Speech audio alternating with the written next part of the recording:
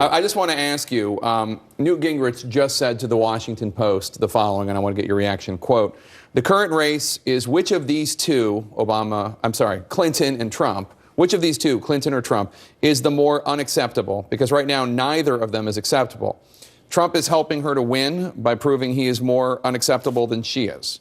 Anyone who is horrified by Hillary should hope that Trump will take a deep breath and learn some new skills. He cannot win the presidency operating the way he is now.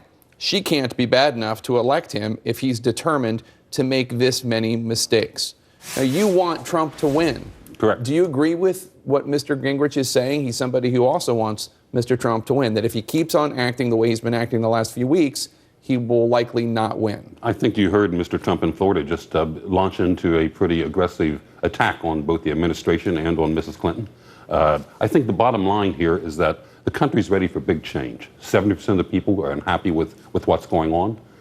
People don't trust Mrs. Clinton, a very basic tenet for what people want their office holders. And if we can, if Mr. Trump continues to tap into the veins of frustrated Americans who don't trust Mrs. Clinton, then he will be the president. Right, but he can be on message for a speech and he can be on message for a day or two, but do you think he can stay that disciplined from now until November 8th?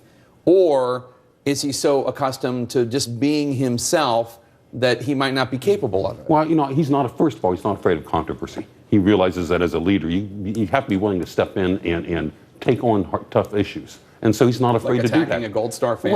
Well, to be fair, he called the son a hero consistently.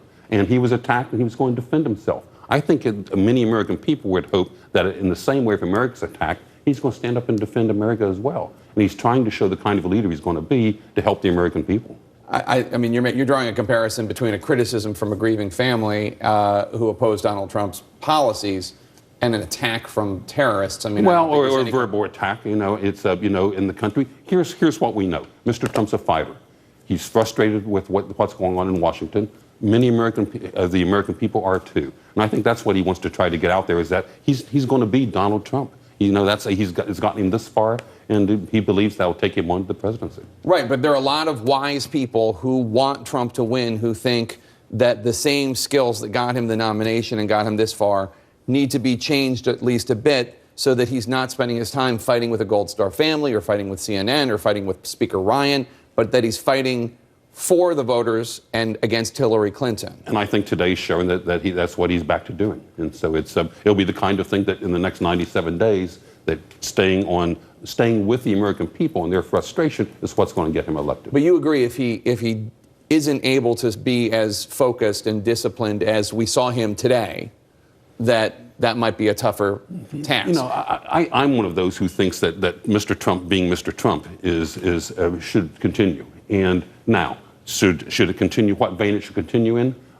We want to get focused on the problems facing America. And the more we're focused on the problems facing America, better off we do. Ed, I want to get your reaction to a tweet from Dakota Meyer. As you know, he's a Medal of Honor recipient. He also happens to be the son-in-law of Sarah Palin. Quote, "If Donald Trump wants to be the commander-in-chief, he needs to act like one, and that can't start until he apologizes to the cons."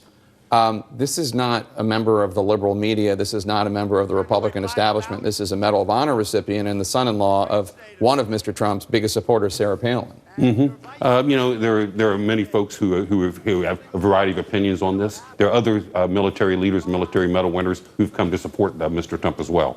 Listen, this fight was provoked not by Mr. Trump. This fight was provoked by the Khan family on the floor of the Democratic National Convention.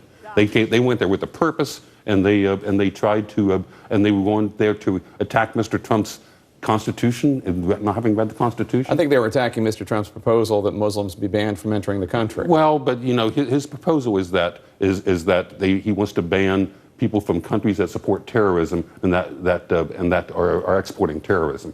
The ban's changed a number of times. I mean, when he first evolved.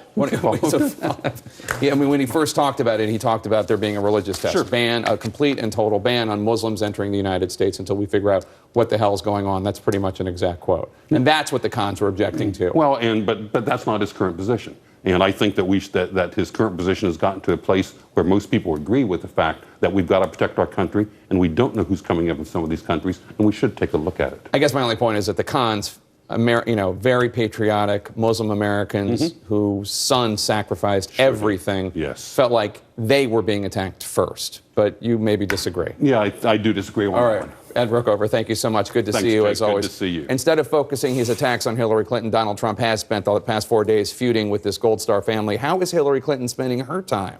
That's next. I'm Governor Gary Johnson. I'm Governor Bill Weld. I'm running for president. I'm running with him. As the governor of New Mexico, I vetoed wasteful spending 750 times, cut taxes 14 times, and left the state with new highways, bridges, schools, hospitals, and $1 billion surplus without raising taxes a penny. As governor of Massachusetts, I cut taxes 21 times and took unemployment from the highest rate among the 11 industrialized states to the lowest. And he did that in his first term. It was easy. As a Republican, I was re-elected by my Democrat state in a landslide. Ditto. I support marriage equality. I support a woman's right to choose. I want term limits. Internet freedom is a must. Intelligent immigration reform. Small, efficient government that treats the American people like family instead of livestock. I believe in personal freedom.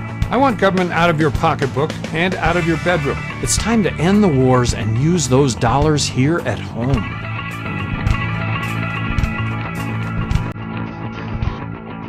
The difference between the two of us and the other candidates running for president is that we've been there. And done that. We both balance budgets. We've both battled corruption and won. Give us one term, America, and if after 4 years you decide you don't like peace, prosperity, and freedom, you can always vote a Trump or a Hillary back into office again. What say, America? You in? Come on.